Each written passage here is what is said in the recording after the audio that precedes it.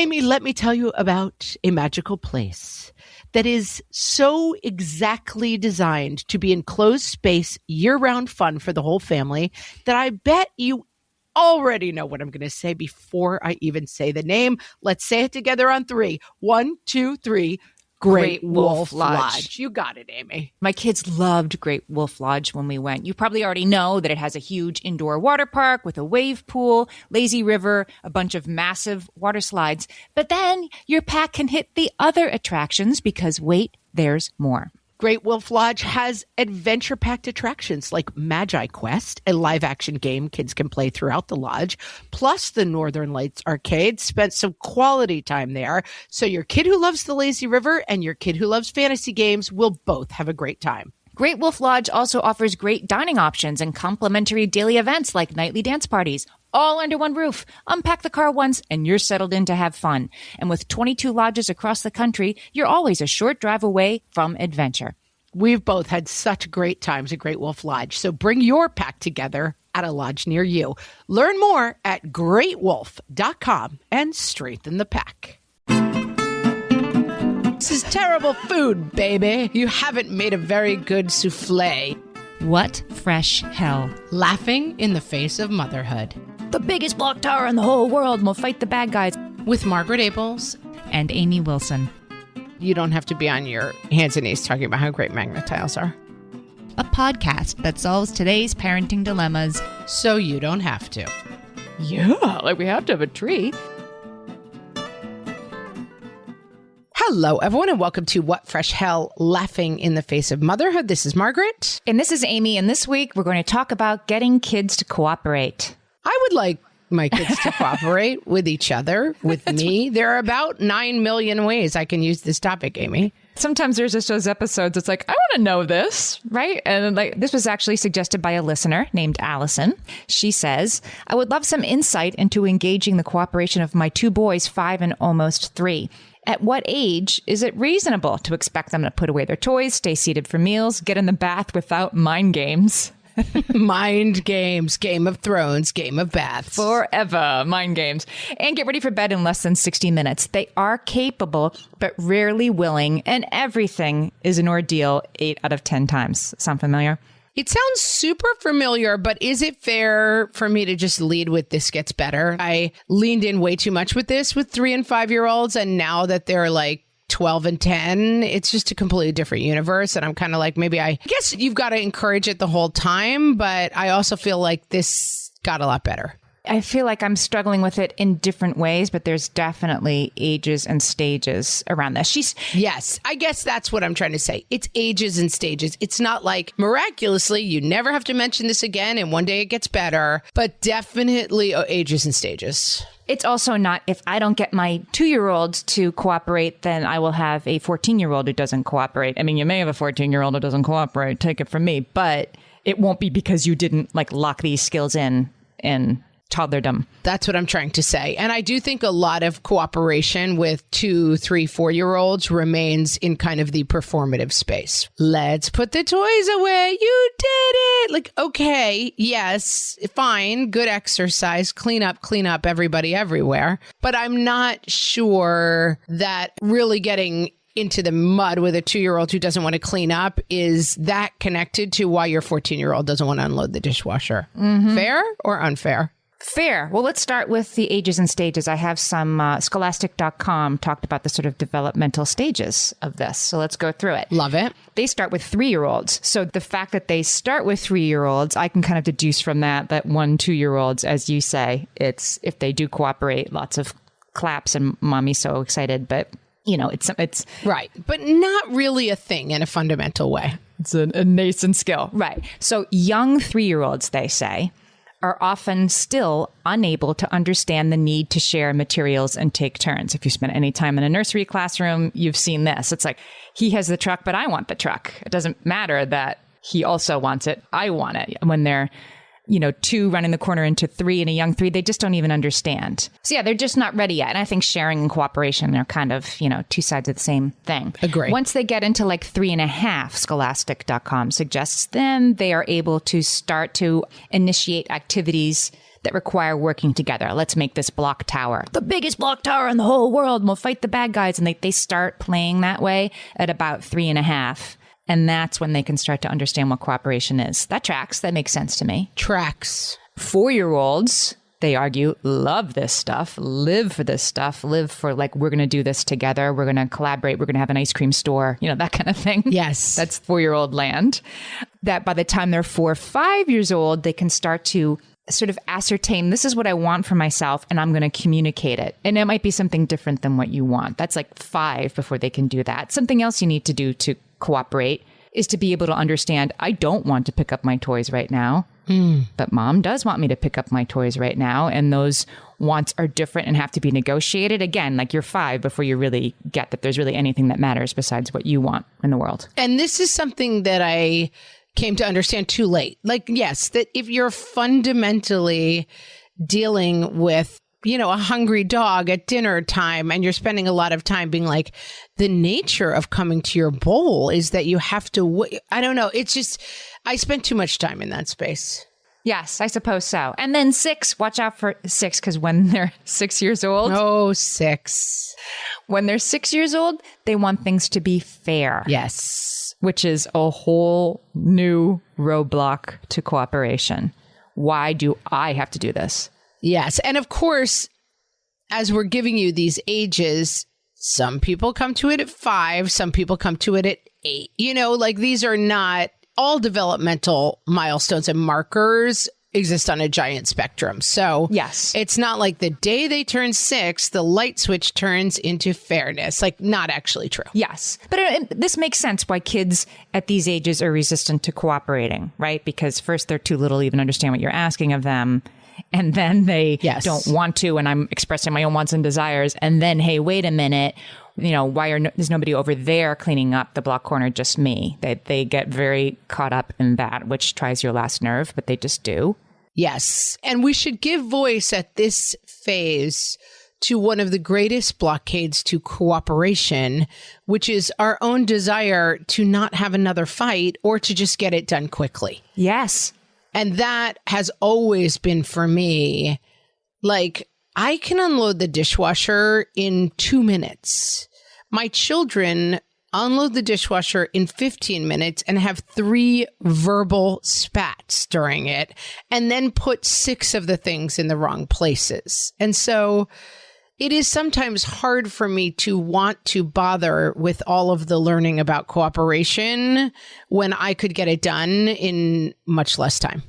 Absolutely. But then, of course, the problem for that, as you well know, is that once you've set that up, that if they whine enough, I'll just do it myself, right? When that becomes the outcome, then you've trained the doggy that all they have to do is whine for, 17 seconds, and mom will just take over and say, why do you make me do everything? And then do it. If you've presented that outcome, then you've got a bad paradigm and a bad story, which is like, I do everything. My kids are, lackadaisical morons. It's not the best. So, but I'm sympathetic to every side of this because, I'm in a super underwater phase right now where I just have a few too many things going on. And I do find myself like, I do it myself. Yes. And another part of this, you remember Michaeline Duclef? We had her on the show, and her book is called Hunt, Gather, Parent. It's so interesting. Yes. I recommend this book all the time because I think she makes such a really interesting salient point that same 2-year-old, right, who doesn't really understand what cooperation means and wants to do what they want to do, really wants to help you do the dishes or load the dishwasher. And it's when they have that age, like, I help mommy. Yes. That when that's there, they don't want to cooperate, but they want to help mommy or daddy or whoever the adult may be.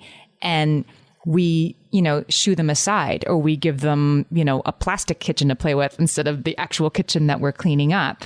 And when they really want to help us, we push that aside. And then by the time, like, okay, now you're 7, now you really should be pulling your own weight around here, bring those plates over from the table. They don't want to do it anymore. That is such a good point. And Callista Watson made the same point when she was on talking about food, and like, always the kid should be in the kitchen, part of like, okay, you can chop this up, like, or you can break the stems off of this. And that's right. I think that integrating your children, this is the problem that I think many of us have, is that we kind of do the stuff while our kids are in another room, that historically kids have been in the kitchen, helping prepare the meals, helping clean up, and that we feel like we kind of missed the boat. And now it's like, do I want to have a half an hour fight with my teenager about that he really has to unload the dishwasher?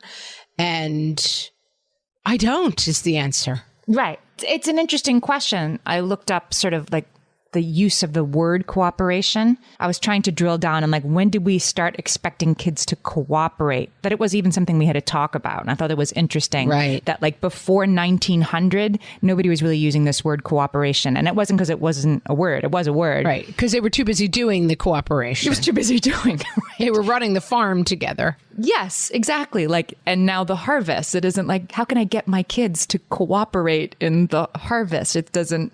I'm listening to Angela's Ashes right now on Audible, a fantastic book. Oh, gosh, that book. I read it and now I'm listening to it. Guys, it's so good because the author is reading it himself. I'm talking about his childhood. He's a 3-year-old at the playground with his 2-year-old brother and his 1.5-year-old twin brothers. And he has to figure out like what's for dinner for them because it's getting dark. But his mom said, don't come home because she's nursing the sick baby. And it's like, it's a small child in charge of it. And there's no choice involved. I mean, it's an incredible story, but that's just what he did. That was just his life. And so now our kids like, live on their cushions with their tablets and their pillow pets. Yeah. And you constantly see like TikTok videos of like a 3-year-old, like with an open flame, like making fried rice in a bowl for a baby. And you're like, I guess we're reading a series of unfortunate events right now, which is a great book series. That's like our family book series right now. And it's about these 3 young kids who become orphaned and fall into a series of unfortunate events. And it's very magical. I mean, they're like building cars and stuff. I mean, but there is something very magical about it for my kids. The idea that like the baby is the chef at one point for the evil villain. And he's always like, this is terrible food, baby. You haven't made a very good souffle, and it's the joke is that the evil villain is mad at a baby for not being a good chef. But there is something about the whole series that captures the whimsy of, which I think kids really like, the idea of like childhood independence and being able and allowed to do a lot of things on your own. Yeah. And it's interesting because those siblings, Klaus and Sonny, and what's the daughter's name? Violet. We're reading them right now. I mean, I could recite the books to you. Violet is like the thinker, right? She's the conceptualist. She's the inventor. And Klaus is the researcher. And Sonny like sticks her hand in a socket. But Sonny has very sharp teeth. That's her skill. She can bite everything. Oh, Sonny has sharp teeth. She's a baby. Right. Yes. So like when they're climbing a mountain, she's like biting the rocks and pulling them up. She's like got incredibly strong teeth. It's like each of them brings skills to the table that get them out of these like preposterous situations that are far more interesting than a dishwasher that needs to be loaded, like to be sure, right? Like they're in peril. If we could make loading a dishwasher like being tied to the railroad tracks and a train is coming, then our kids probably would cooperate. But they don't feel the same urgency that we do about the messy house. But I do find that giving my kids some agency in those areas does actually help them. One of my kids is really into doing laundry. So he's into putting laundry in, washing it, moving it to the dryer, putting it in laundry, bringing it upstairs. He does not fold. But that's kind of his sphere. And my husband's had a really busy time and has been traveling a tremendous amount. And we kind of had a family meeting before all of this started going down about like, hey, this is going to be a really hard time for mom. Like dad's going to be away a lot. And we really need you guys to pitch in. And I think that giving them that amount of like responsibility and agency really did help and kind of prepping them for it. And I noticed last night that I won't name them and shame them, but one of my children, I said, I need you to unload the dishwasher. I'm busy making dinner. And he grumbled and groaned about it. And I finally said, never mind, go. Just get out of the kitchen. I don't want your help if I've got to beg for it, basically. Like, I'm not interested. And he walked out and I was like, now where am I in this? Like, now I have excused him from doing the dishwasher because he got out of it by whining. But then I did the dishwasher myself. And then about 10 minutes later, I called him into my room oh, I guess I'm in trouble. I said, you're not in trouble, but I want to tell you that I was really disappointed that when I needed your help, you weren't there to help me with it. And he was, kind of upset and embarrassed by that. And he was like, is there something I could do to help after dinner? And I said, yeah, I would love it if you would clear the table then. And he did it. And I think that you got to lean into those opportunities. And I did get a little lost in it because I was so grouchy that I was like, it's not worth it to me to have help if it's going to involve this much whining and complaining. But then I think I kind of found my way back to it in a way that was like, dude, I actually need some help. I'm struggling. And he kind of got on board. That's very interesting. And it brings up the topic of willingness. And I want to talk more about that after this break. Hellions, it's time for some spring cleaning, and I don't just mean the coat closets. Doing your financial spring cleaning can actually be super easy when you let Monarch do your financial spring cleaning for you. One dashboard that gets your entire financial life organized. No more clutter, no more mess, no more logins scattered everywhere, just accounts, investments, property, and more, all in one place. Get your first year of Monarch for half off, just $50 with promo code FRESH. Monarch allows you to look not only at what you've already spent, but also to plan for the future. With Monarch, you can set savings goals, plan for big purchases, and notice spending trends before they become a problem. I can generate cash flow reports that show me what we spent this quarter, this month, what we're probably going to spend next month, and feel prepared, organized, and knowing how to plan for the future. No more surprises and a lot more clarity. Try Monarch. Use code FRESH at monarch.com to get your first year half off at just $50. That's 50% off your first year at monarch.com with code FRESH. My favorite skincare products actually feel more like self-care, like they're so nice to put on and they smell so good that I'm actually happy when I get to that part of my day. And I swear that is how I feel about Osea's anti-aging body balm. Amy, you are usually the lotions and potions queen on this podcast, but I have to say, hard agree. Osea's anti-aging body balm is a liquid silk body balm that combines the lasting hydration of a lotion with the firming power of a serum, leaving skin smoother and firmer. This body balm is clinically tested and designed to deliver visible results you can see and feel. So we've gotten to use this product for a couple of months now, and I swear I have really noticed firmer and smoother skin, like on the back of my hands. It's like getting a mini spa treatment from head to toe. Get a spring-worthy glow with clean, clinically tested skincare from Osea. And right now, we have a special discount just for our listeners. Get 10% off your first order site-wide with code FRESH at OseaMalibu.com. That's 10% off your first order with code FRESH at OSEAMalibu.com. So before we were talking about willingness, and I do have this question, like we want the willingness, right? We want the kids to do the thing and we want them to do it without complaining. We want them to want to help. And do we really need that? Does the willingness have to occur in order for their cooperativeness to count? Like if they load the dishwasher and fight the whole time, is that good enough? Or do we need them to be willing to it also? 100% no. We don't have to want them to want to do it. We don't have to want them to be willing. I think that that's where what do you call that? You would say like there's the pain point between like, what is it that you say about that? It's the gap. The suffering's in the gap. The suffering's in the gap. Like we don't want them. Now, I will say, if you're really out of bounds while you're doing it, then it's like, okay, let's pause until you can do it correctly. And you'll just stand next to the dishwasher waiting. And then we'll try again. And if there's more fighting, we're going to pause. And now you're going to be standing in front of this dishwasher for half an hour, which you don't want. Mm-hmm. So like, you can't misbehave. My mother's greatest advice, Amy, you can only judge people's behavior. So like wanting to load the dishwasher is not interesting to me at all. Uh-huh. Punching your brother while loading the dishwasher, unacceptable behavior. Yeah. That behavior will stop. You will still unload the dishwasher. So it would be easier for you to just do the unloading without the punching. Mm-hmm. Mm-hmm. And that's harder. That's a lot harder. That's having them cooperate. It's having them cooperate unwillingly is much more of a pain for us. I mean, I get why we don't want it, but we can get stuck on, and I want you to whistle while you work, right?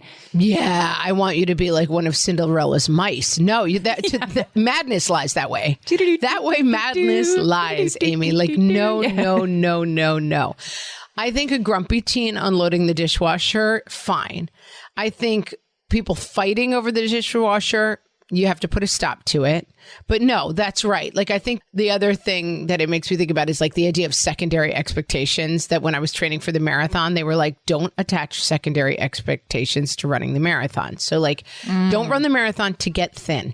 Because the worst thing you can do to yourself is like run 26.2 miles, like a feat that not many humans accomplish, and be like, but I still don't fit in my jeans, so it's bad. Yeah. I'm 2 pounds shy of my goal or some nonsense. Yeah. That's right. Like, why would you do that to yourself? You just ran a marathon. Like, what an amazing thing you did. And you're going to rob it from yourself because you're too busy concentrating on the fact that like it didn't get you this other stupid goal.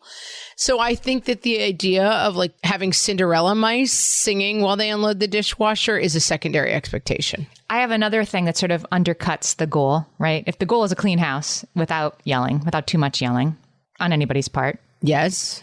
I hate to say this one, but I think it's true. Cameron Clamo, she's a parenting coach. She wrote about this for Motherly. I'll put the link in the show notes. She suggests that when our irritation as parents is evident at the get-go, as we're making the request, that our kids are much less likely to comply. She says, give yourself some grace. This one is easier said than done, especially right now when every single parent on the planet is experiencing heightened stress and less patience. But our tone does play a big role in our child's willingness to comply. This is true, but I don't think the solution is necessarily like, now you are the Cinderella mouse and you have to whistle while you ask for help. The way I feel like I get around this is, hey, can blah, blah, blah come over to play? Absolutely, as soon as your room is clean. Great. Sounds like a fun plan. Like attaching their own needs to the thing that needs to be done, like giving them some motivation, or possibly being like, hey, I know you guys love my super special sloppy Joe lasagna or whatever, but if we're going to have that, that means I need everybody on cleanup duty afterwards. Is that a good deal? You know, whatever. Like, attaching needs and expectations, it's like natural consequences is something that people talk a lot in terms of discipline, right? Like you were out on your bike and I saw you, you know, crossing against a stoplight or whatever, which is not allowed. You're not going to be able to ride your bike for 2 weeks. Or, you know, that you try to connect the consequences to the behavior, that's kind of an important idea in discipline. And I think connecting their outcome to the helping can be helpful too.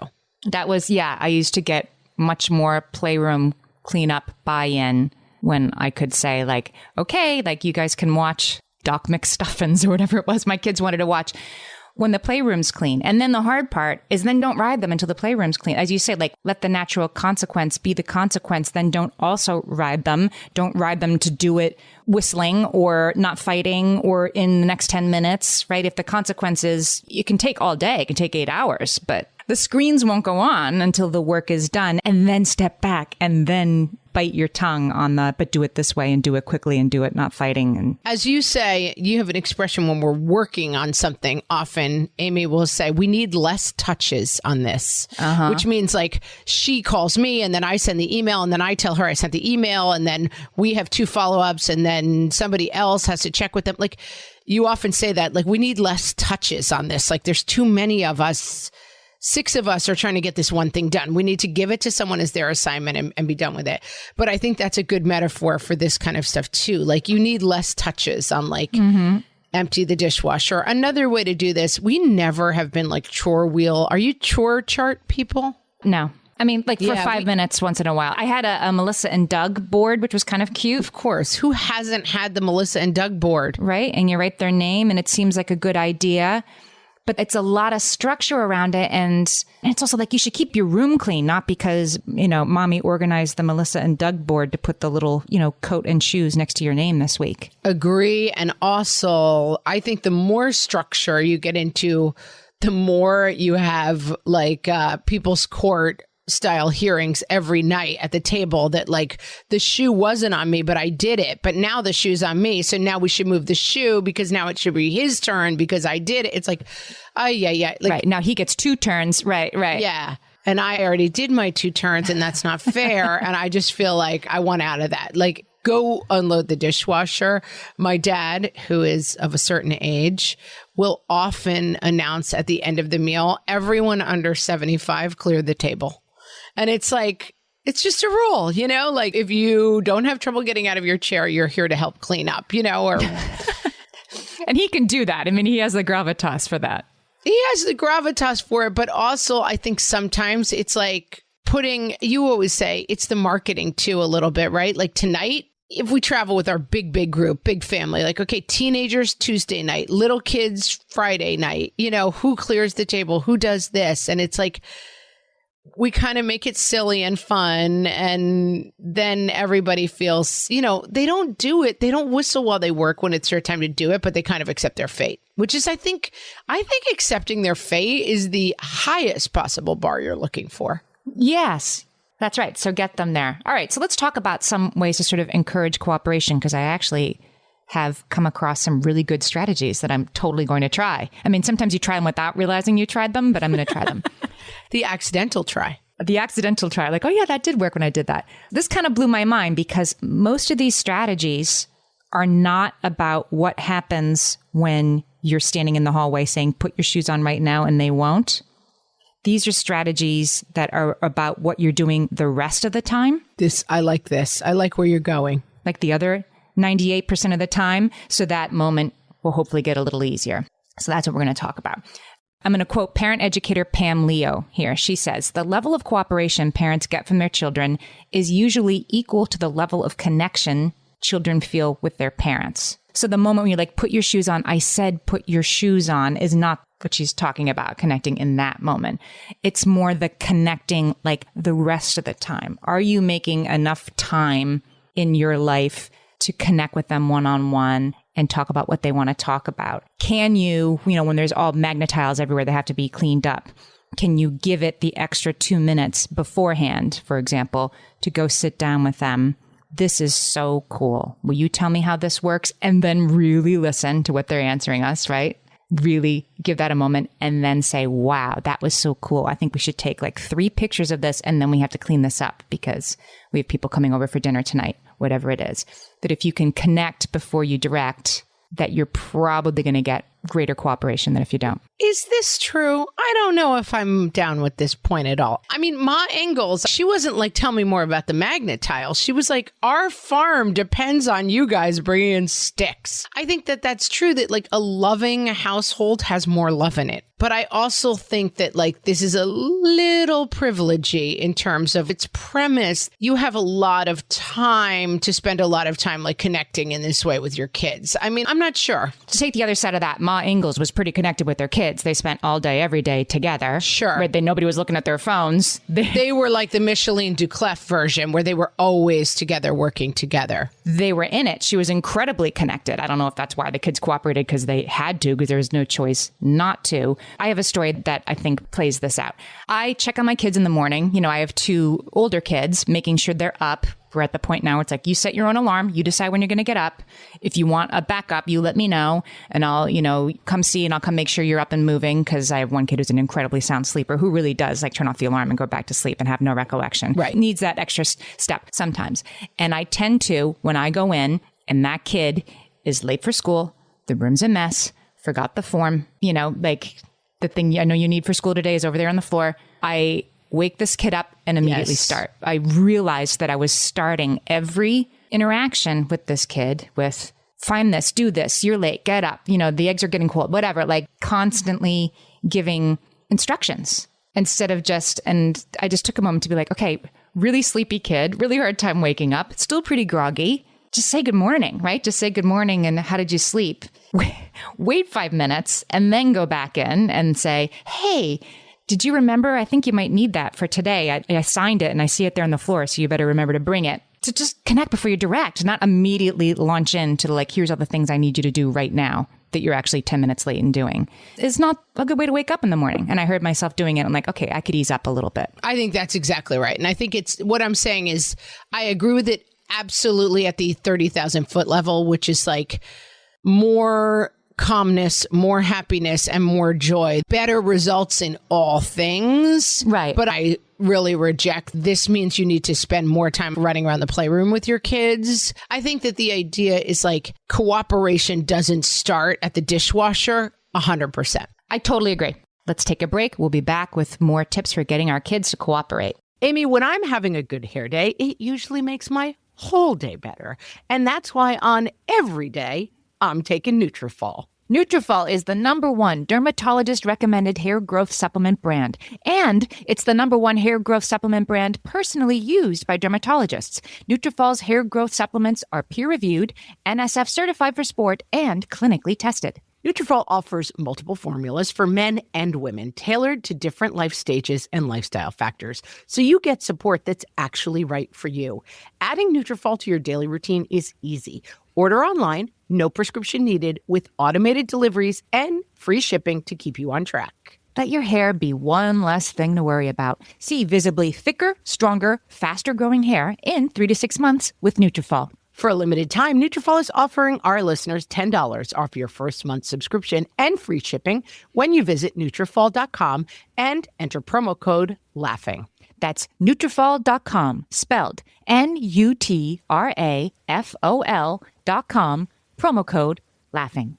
All my kids learned to swim when they were little. It was super important to me that they be confident and safe in the water. There was only one problem with that: taking them to swim lessons. I mean, the pools were freezing. There were always cranky adults doing laps right there. And it was definitely not, for any of us, what you would call fun. Amy, heard. But now there's Goldfish Swim School. Goldfish takes a really thoughtful approach to swim lessons, combining research-based teaching with a warm, kid-friendly environment that actually helps kids thrive in the water. Every detail at Goldfish is thoughtfully designed to create a golden experience, from shiver-free, warm indoor pools to comfy waiting areas for parents to professionally trained lifeguards on deck. Goldfish uses an approach called the science of swim play, which combines guided play with proven teaching techniques to help kids learn to swim, build water safety skills, and gain confidence, all at their own pace. Lessons are designed to meet kids exactly where they're at. If you've been thinking about swim lessons or just wondering where to start, this is a great opportunity. Right now, Goldfish Swim School is offering a waived membership plus your child's first lesson free at participating locations. Just visit goldfishswimschool.com/free to find a location near you and enroll using promo code FREE. That's goldfishswimschool.com/free, promo code FREE. And now, the types of moms you will definitely meet at school pickup from the What Fresh Hell podcast. The disorganized mom. Where does Mrs. Smith's class line up for the 3rd grade? Oh, wait, no, my kid is in 2nd grade. Is there a teacher named Mrs. Smith? The humble bragger. I would love to get some recommendations for books for my 1st grader because he's already read everything that we have at the house.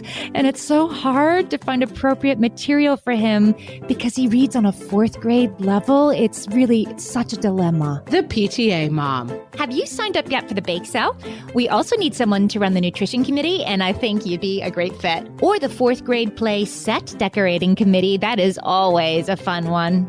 The documentarian mom. Oh my gosh, let me get a picture of you too. Look at how cute they are. Give me a thumbs up, guys. Oh my gosh, let me get a picture of the whole group. Come on. Okay, one more. Okay, now this way. The over it mom. This is my 4th kid. I cannot wait to stop doing this. Yo, Mary, I'm over here on the bench. Tell your teacher I said it's okay for 1st graders to self-dismiss. The not ready to let go mom. Don't you just wish you could just freeze them at this age forever? No. I mean, I just hate to think of them growing at all. It makes me want to cry. You know what I mean? Not at all. I just wish I could just dip him in amber so he'd never, ever change. Whoa, do not agree. This has been the types of moms you will definitely meet at school pickup from the What Fresh Hell podcast. All right, here's one. Cameron Clamo, she blogs at sensorymom.com. This is another one that's like, I knew this, but I need to be reminded of this. She says that kids of all ages are unconsciously looking for ways to feel more powerful and to have more control and to be independent from us, which is why everything we say is so annoying, right? Yes. Why does mom ruin everything? So she says seeking autonomy is a natural and important part of their development. So the more opportunities we can give them to make their own decisions, Again, this is not when they're late and they don't have their shoes on yet. This is like the rest of the time. Let them make their own decisions about what shoes they're going to wear on a Monday. And they're going to be a little more likely to put them on if they don't have to exercise their autonomy in direct response to our requests. And find the constant response to the question, could my child be doing this on their own? So autonomy is a big thing, especially with the laundry doer. He has certain shirts he likes to wear. He's very specific about his clothing. And this was part of the solution. You need to run your own clothing system and cycle because you don't want your clothes mixed up with our clothes. Because then I don't know whether your one shirt with like the logo that you love is mixed up with like dad's underwear that is stuck behind a bed somewhere in the downstairs, and so here's a solution. He has his own bin. He brings it down. He washes it. He dries it. He brings it back upstairs. He likes that level of control around his stuff. And so that's a great place for cooperation and autonomy. We have some woods around our house. When the cousins are over, you guys can go explore and figure out how to keep each other safe in the woods. The Boy Scouts are big on this, that it's scout led at a certain point. It's up to all of you to figure out not just like where to walk, but how to be safe. If somebody falls, you have to give them first aid until someone else can get there. I think that those kind of autonomy exercises are ones that we kind of skip in our busy, structured life. Lenore Skenazy would talk about this too, right? The adults are always there, ready to swoop in and solve the problems. And so the kids don't ever really get a chance to flex those muscles. We had cousins over this weekend playing a game of their own invention. And what happens when kids play a game of their own inventions? The game favors the person making up the rules, and the rules are constantly... Oh, really?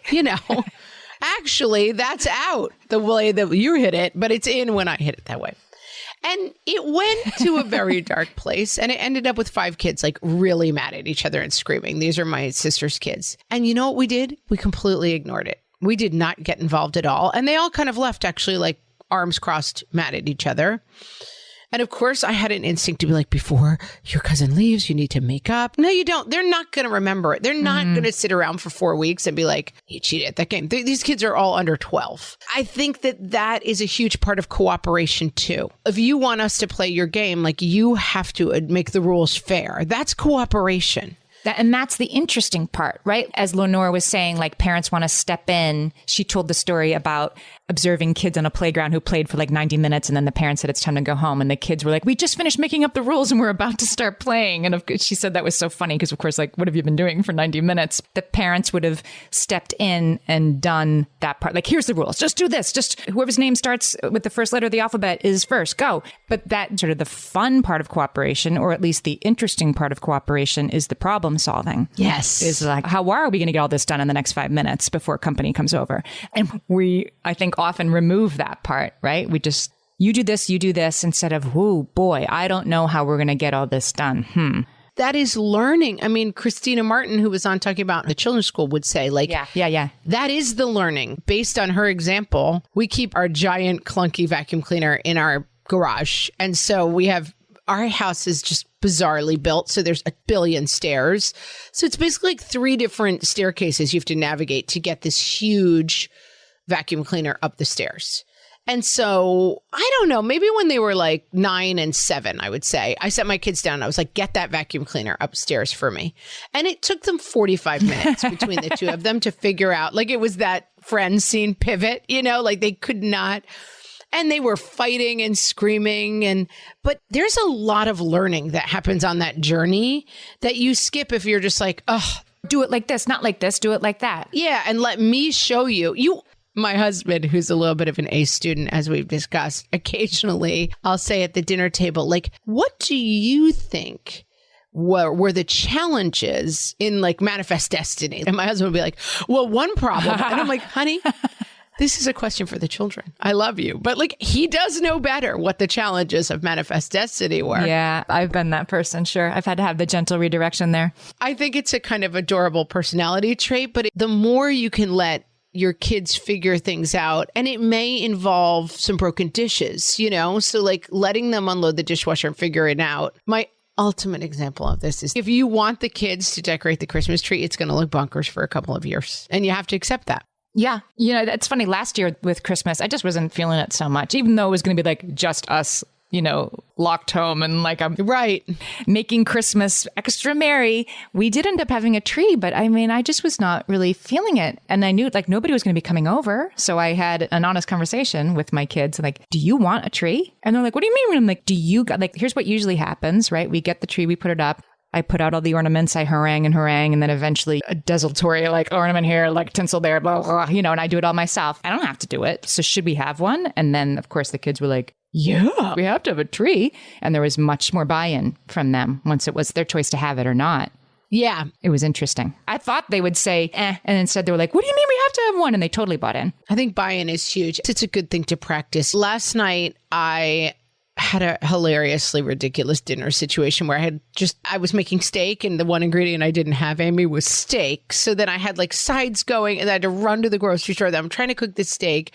The only steak I get was like $30. And I'm like, if I burn this $30 steak, I'm going to murder someone, And so I'm checking the steak. I'm trying to get everything done and I'm whirling dervish. And then what often happens is people sit down and they start eating before I even sit down at the table. And then especially when my kids were younger, there are people who are like done and I haven't even like picked up my fork yet. And I'm just like, no, I'm not going to live like this anymore. It's a no. But at 12, 11, and 9, they are much, much more able to be like, I need you to set the table. One of my kids put the biscuits in the oven, those pop can biscuits. Like you can make those. They helped much more. And they were able to wait when I said, I am not ready. Nobody touch any food until mom sits down in the chair. That is family cooperation. But there were nights when my kids were 9, 8, and 6 where I would just like put my head down and cry at the end of the meal and be like, I can't live like this. This is awful, Right. There are a lot of people listening for whom this is all like a distant possibility and it's coming. Can we circle around to a couple of tips for people with young kids who this is still like a very growing thing? Yes, please. This is some more stuff from Scholastic that I thought was good. You can pick activities, again, because you're doing this stuff all the time. Not that it's your only, motivation, but like if you have a household where this stuff is happening, then it gets a little easier. If you choose activities and games and things that require cooperation, you're making your own ice cream at home and everybody has to stir, everybody has to take a turn. And when is it going to be ice cream? And then we made ice cream. Look, we stirred so much there was ice cream, that kind of stuff. This is a Scholastic suggestion. And then the thing I always did, which was to talk aloud about stuff as if I didn't know the answer to the question I was asking myself. Like, I don't know, if we are going to have enough room here at this table. What should we do? Even though it's going to be you and, your biggest kid getting the other table from the other room and dragging it in, and the 4-year-old can't help. Let them hear you wondering how you're going to solve this problem. Let them be the one to be like, what if we got the table from in there? Give them chances to collaborate in solving the problem. Yes. And then when you are doing something nice for somebody else, this is Scholastic suggestion. It's a little specific. Jerry and I are holding up the branch so that everyone can go under it, that you say something like that when you're doing something cooperative for somebody else. Just model it, just talk about it. They're too young to do it, but they're not too young to learn like cooperation is cool and interesting. Another phrase I liked when my kids were this age, because I have 3 very closely spaced kids, is I need a helper. Just I need a helper. And like someone would come. And it was noticeable which children were always ready to be the helpers and which one were not. I do have a kid who has what we call low frustration tolerance and can be particularly cranky on the subject of being asked to help and asked to do things. And I try to give that child a lot of choices. Would you rather help with this or this? And I try to also give that child a lot of grace. I walk up and this kid is in the middle of a game and I say, turn that off. I need you to come help me unload the car full of groceries. Like, I understand that that is a fraught place. And so I do try to avoid that and find other ways of cooperation. And I will say that kid is one of my biggest helpers. One week when my husband was away, I woke up to the sound of the garage door opening and he had remembered it was garbage day and he was taking my garbage cans out to the curb for me. Like, he wants to be a helper, but like, I have to help him find the paths to it. And I would put that in your way as well, that it's not always as easy for some kids as it is for others. And therefore, if you only are always like, praise the helper, like I know in my house with 2 boys and a girl, my daughter would get all of the praise on that. And like, that's not good for anybody. That's interesting. Yeah. Which is like, oh, daughter, you're always the great helper. It's like, because you're so good at cleaning up. Like, I don't want that for my daughter, and I don't want that for my sons, which is like, you are constantly being shamed for not being as helpful. Like, I think there's a lot of ways to come at this that are not like, that come from that 30,000 place of love and fun and joy. But you don't have to be on your hands and knees talking about how great magnet tiles are, if you're me. Yeah. It takes time. All right, we solved it. Solved it. I liked this conversation. Liked thinking this one through. It's ongoing, right? Like I'm still getting cooperation from my teenagers. I'm still working at it, but this stuff works. None of us have the Cinderella mice yet, Amy. That's still a distant dream. And with that, thanks so much for listening, and we'll talk to you next time. So long.